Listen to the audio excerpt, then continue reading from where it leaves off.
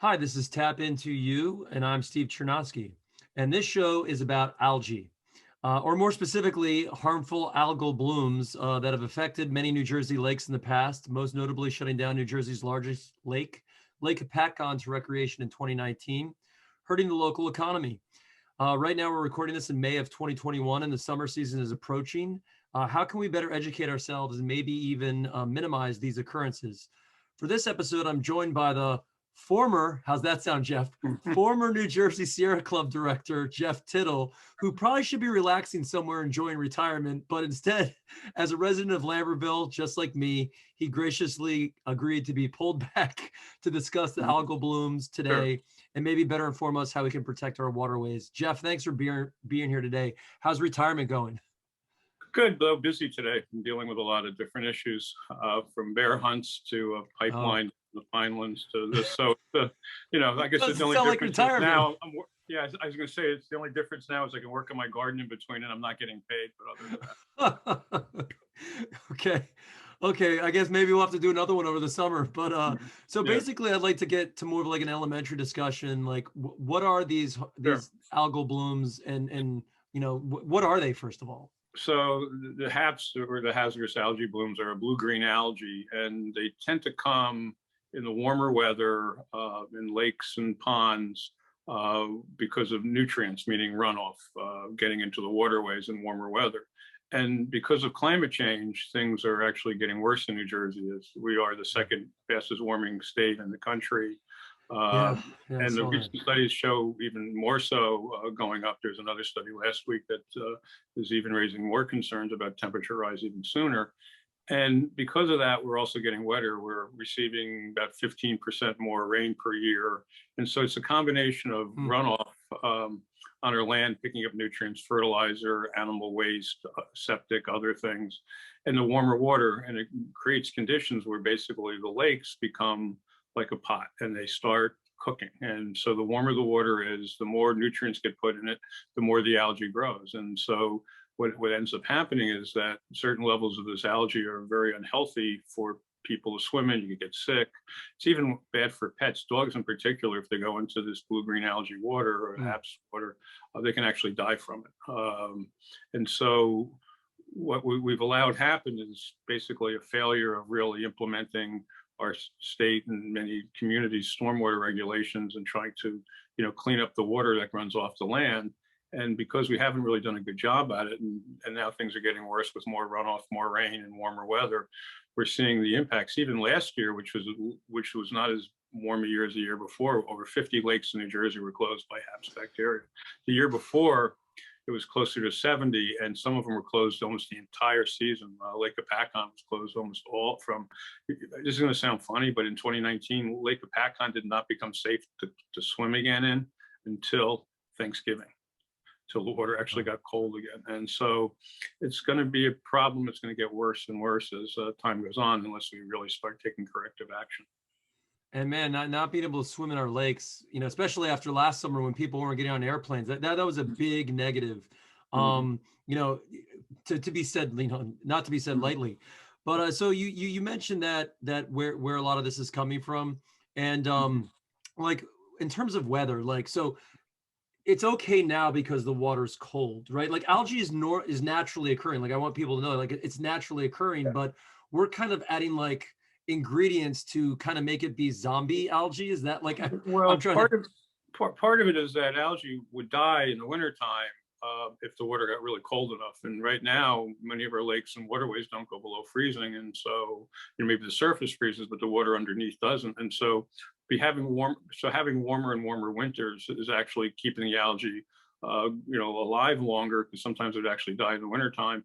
But also the warmer weather causes the algae to just grow, sort of almost exponentially. And so, in a way, this year we may be a little lucky. Everybody's mad because we're having this really cold May. But last year, we had a cold May also, and it really stopped the lakes from really getting as out of control last year as the year before, when we had a very warm May and a very warm. In 2019, we had a very warm April and May, and it really was one of the worst years we've ever seen. last year we did have a cool May, so to help keep it a little bit more under control. And this May right now, even though we all want to go swimming and we want it to be 80 degrees right now, Season's coming up. it's actually helping water quality. Hmm. Um, So, I mean, algae in moderation is good, right? It feeds, animals that live in, the lakes, and it should, well, I mean, blue-green algae really is not very, blue-green, right? yeah, blue. Yeah, I mean, there's There's a some algae difference. that fish feed off of, and other things are predators. Parts of blue-green algae, because it's so hazardous, it doesn't get eaten by a lot of things. The other problem with blue-green algae is that it starts sucking the oxygen out of the waterways, out of the lakes. So as the algae keeps growing, in order to grow, it's actually taking oxygen out of the water, and it can create dead zones where you'll actually have major fish kills and other things. Yeah.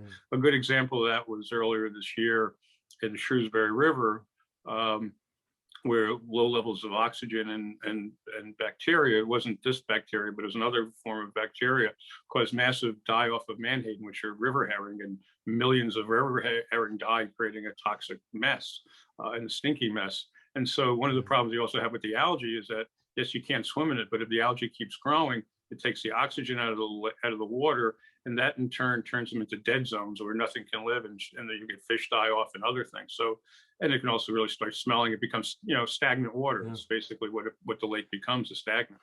Wow. When I think of dead zones, I think of the end of the Mississippi River, or like Chesapeake Bay areas. But now to hear it locally, it's just crazy. It hasn't happened yet, but it could, as it keeps getting, if we don't do anything about it. That's got to be super scary. And so, like, it's warm weather, and then dry and rain can be bad, right? Like, because real heavy rainfall is washing a ton of thick chemicals into the waterways, but really dry weather could be bad too, right? Like drought, Well, actually, dry weather is fine. It actually makes the lake sort of cleaner. But then what happens is, because you're not getting the runoff, but then when you get the rain, then a lot more gets washed in. It's funny, the Jersey Shore, many places like that are actually do better in the droughts because there's less stormwater runoff. But then in the rainy season, when you get a lot of runoff, and so it sounds counterintuitive, because when there's also a drought, then there's not enough fresh water going into, to pass through the lake to keep it cleaner and cooler. So, all work kind of against the lakes, but actually a lot of runoff, when you're dealing with HAPs in particular, warm weather and a lot of rain is really what causes it to really grow. So what can government do? I guess on the state, county, local level. I mean, is it passing stormwater ordinances? Is that where we're at? I mean, there's a lot we can do, and unfortunately, New Jersey has gone backwards when it comes to protecting our lakes. Back 15 years ago, under different administrations, and it was bipartisan. If you looked at Kane or Byrne, or looked at Florio or McGreevey, or even Corzine, that we had lake policies in place. Like we had watershed management plans that were supposed to be designed to help clean up and protect stormwater, in these areas above our lakes and other places in the state. We actually had a septic maintenance program where lake communities people were responsible to pump out their septics every 2 years, because a failing or polluting septic is one of the major causes. And then stormwater management was a big part, having 300-foot buffers on streams, on the C1 streams, in areas where the buffers have been, taken away, to restore them.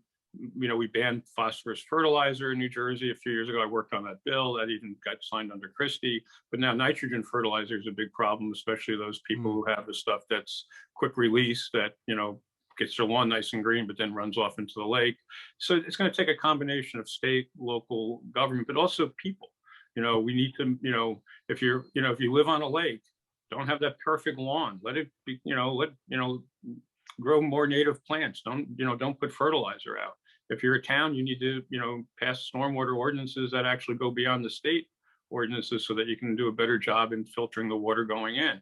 And if you're the state, you need to upgrade our ordinances. If you're the state, you need to upgrade our rules, because many of our rules were weakened under the Christie administration, and they're not as strong as they should be.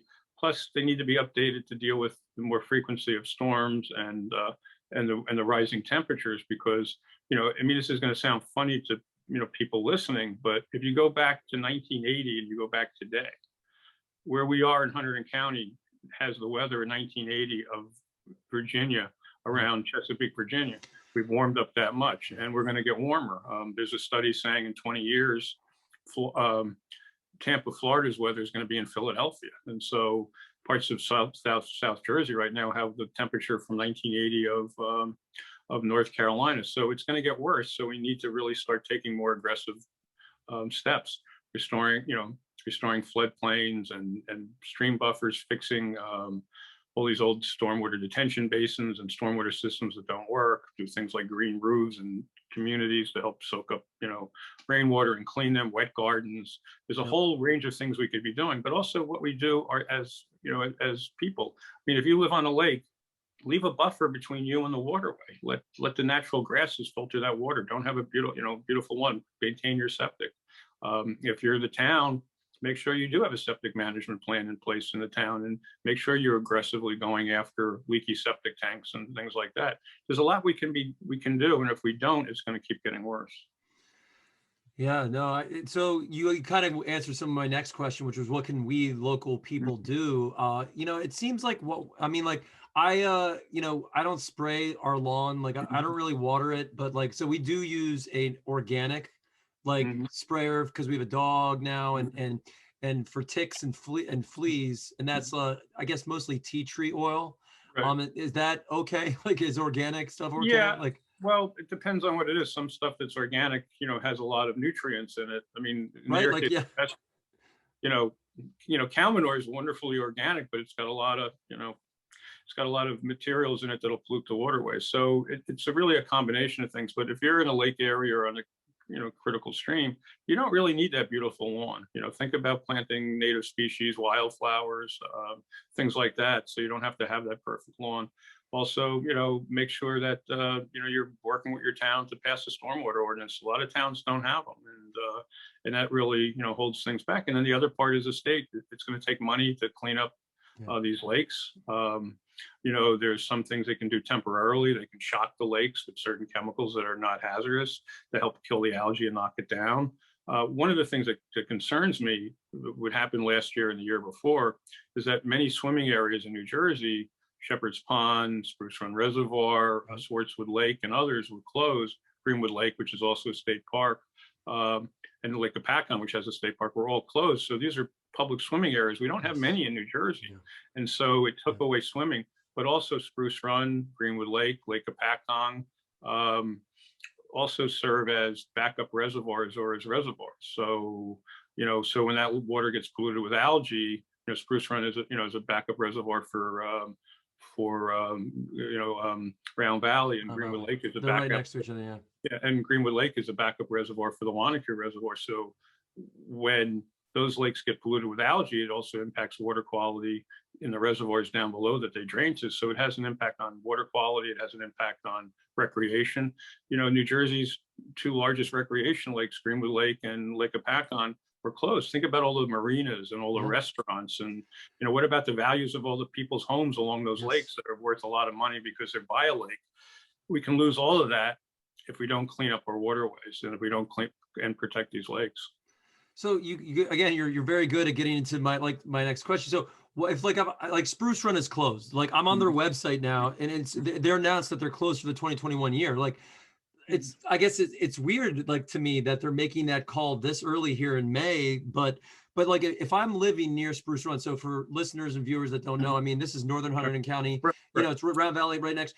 If I live near one of these bodies of water that affects the local economy and livelihoods of a lot of people, why am I not getting my town to pass a stormwater ordinance or do something?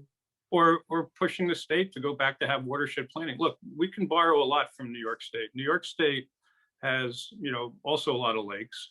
They have something called the Lake Apacon, we have something called the Lake Apacon Commission, which is sort of voluntary. New York has a Lake George Commission that has real powers to actually levy funds to help clean up the lake and to put regulations in place to protect the lake. New York State, when they have a HAPS warning, they actually come in and start spending money to clean up the lake. And we keep sputtering around trying to grab a dime here, a nickel here, and not really putting the money and the resources in to manage the lakes and the watersheds. The Lake George, Commission, not only it's sort of like the DNR Canal Commission has land use powers and regulation powers to protect the lake. Um, Hmm. we should think about that like in our area with the DNR Canal to give them more powers to deal with stormwater and land use so they could help protect the water supply in the canal. And I think we need to think about the same thing, with our lakes that, one time the watersheds were required to do a cleanup plan. We're not really requiring it anymore. We had stronger rules on stormwater and on protecting wetlands and stream corridors that were weakened. We need to strengthen them, and we need to deal with climate change. It's, otherwise it's, the way we're going, I have two grandsons that are identical twins. They're a little over a year old. When they're 80 years old, will these lakes actually still exist? Will they just be algae polluted swamps instead of places for people to recreate? And I mean, we may even lose those resources sooner if we don't act. I mean, things are moving quicker than we thought. I think the one thing that, when they criticize the climate scientists from, the early, from 20 years ago, scientists were wrong. What they thought was going to happen, it was going to happen in 2030, 2050. It's happening today. We're getting warmer sooner, we're getting more rain, and we're seeing the outcomes and impacts. And it's not just on haps in the lakes, it's also these invasive species like the southern pine beetle or the lantern fly, and so many other things that are all part of this change in our ecology that's happening because of warming wet climate. I looked at a map of where these blooms have occurred, and all the lower 48, every state has some. So it's even in Maine and like Minnesota, these are happening. But so is New Jersey, you mentioned, and I had also read that, like, of the lower 48, I think Alaska was first, and we're next, and then Rhode Island, I think, in terms of warming. Yeah. Is that mostly due to rain? Like we're getting more, a little hotter, and also a lot more rain. Well, the weather pattern shifted. As I said, we now have the weather of, this area of, Virginia. It's been, if you notice, more storms now are coming up from the south than are coming up from the north. They're coming across from the west. So they're bringing warmer water and warmer weather coming from the Gulf versus coming, out from like the Rockies. So that's one part that's part of the change. The other is just the overall temperature. And one of the reasons why we're getting warmer faster is we're the most densely populated state. And when we cut down all those forests and, we pave over the landscape, it also raises temperature as well. So it's a changing weather pattern that's getting us more rain. As I said, we're becoming more like the South, that we're having, we're getting those rainstorms that used to just hit the Carolinas. Now we're hitting us. And then we're also having local impacts because of, what they call heat island effect because of cutting down our forests. One of the things that was interesting that New York State, 100 plus years ago, saved the Adirondack forests. And the reason they did that was to protect the watershed, to have water in the summertime for the Erie Canal, which was a major source of, revenue and trade for the state, because they understood having an intact watershed helps keep the water pure and keeps more water in the summertime. And we have to start thinking back to those days where we really want to clean up our lakes and our waterways, restoring buffers, restoring our forests, getting rid of impervious cover roadways and things like that, putting in, pavers, as I said earlier, green roofs, storm, wet gardens. We have to come up with an overall strategy that's going to have a lot of different parts to it. What's the biggest takeaway you want a listener to have, from this? Like, what's something they can get up and do pretty easily, like right after watching this? Well, I think there's a couple of things. One, you should get angry because these waterways and these lakes belong to all of us. And I think these are resources that are held in the public trust. Under New Jersey law, we're a public trust state, which means that the government doesn't own the property, doesn't own the waterways. We own the waterways. They're held in trust by them for us. So we should be calling on the governor to fund, cleanups of these lakes, which we're not doing. Two, the DEP to put together real plans for watershed protection with the towns and the communities, as well as changing our regulations so that we protect our waterways better and clean up these lakes. And then third, get your towns to get off their backside if they're sitting not doing anything, to put stormwater regulations. So there's things we can do that way, but it's also what we do. If we live in one of these areas, again, we can do a lot ourselves by just not fertilizing so much or putting buffers in near our waterways. Just don't cut the grass all the way to the edge. And by the way, if you live on a lake and you leave a buffer between your backyard and the lake, you get less geese because they're afraid foxes are hiding in the natural areas. So it actually helps keep the geese population down as well. But there's a lot we can do. But I think the first thing is we need to get angry and we need to demand that there's action. Because I think right now everybody's like, oh, we can't swim here, and oh, it's terrible what's happening to these marina owners, or but it really means we need to get angry, because that's how we get action out of government. If we sit quietly, they ignore us. If we get loud and we start talking to our towns and telling our towns they got to call on the state to put resources in to clean up our lakes, and the towns themselves have to put in stormwater ordinances. Those are the steps we can take. But just first thing is get angry and then take action. So you leave a little buffer when you're mowing the lawn. Don't go all the way to the body of water. Right. Don't do fertilizers. Right. Contact your county, your local, your Right. state representatives, and let's try to, like, this is a big part of our economy Right. and our livelihood as human beings. Water is life. Yeah. Right. Well, I'll just use one a little bit, because it's the same things that are happening, up to the lakes are happening to Barnegat Bay with clinging jellyfish because of runoff and warmer water. And they're talking about there is that Barnegat Bay, there's $200 billion in tax rateables that are jeopardized from water pollution in the bay, and that's why they started cleaning up the bay. And we have to understand that all these people in the state who have houses on the lakes, whether they live there or summer homes, they're going to lose equity in your own property if you don't work to clean up your own neighborhood and your own environment and your own watershed. And that's true for all of us, whether you live on a lake or you live in Lambertville or some other part of New Jersey. We're all in this together. And if we don't take care of flooding along a river, we're going to get flooded more, and the river's going to get polluted, and we won't be able to swim in it or kayak in it. So it's all interconnected. And so we have to realize that water is life. It is, it is the lifeblood of New Jersey's economy because of tourism and pharmaceuticals and food like Budweiser and M&Ms and Goya beans and Manischewitz Mozza are all made out of water in New Jersey. But it's also our livelihood, and it's a place for so many people to enjoy and recreate. Could you imagine if you have a house on a lake, like Lake Apacong, and it's 95 degrees out and it's July 4th, and you have a dock. Oh my God. You can't even go on the water. I mean, that's, to me, that's really torture. And that's why we have to work to clean up our lakes and our waterways. And it is a domino effect. It affects the restaurants. It affects, so much of the surrounding areas that we really need it. We really need to. I'm so glad you joined me. So again, my name is Steve Chernowski. This has been another episode of Tap Into You. And today I was joined with former New Jersey Sierra Club director Jeff Tittel and my neighbor in Lambertville, fellow resident of Lambertville. Jeff, thanks for being here. Thank you for having me on. I appreciate it.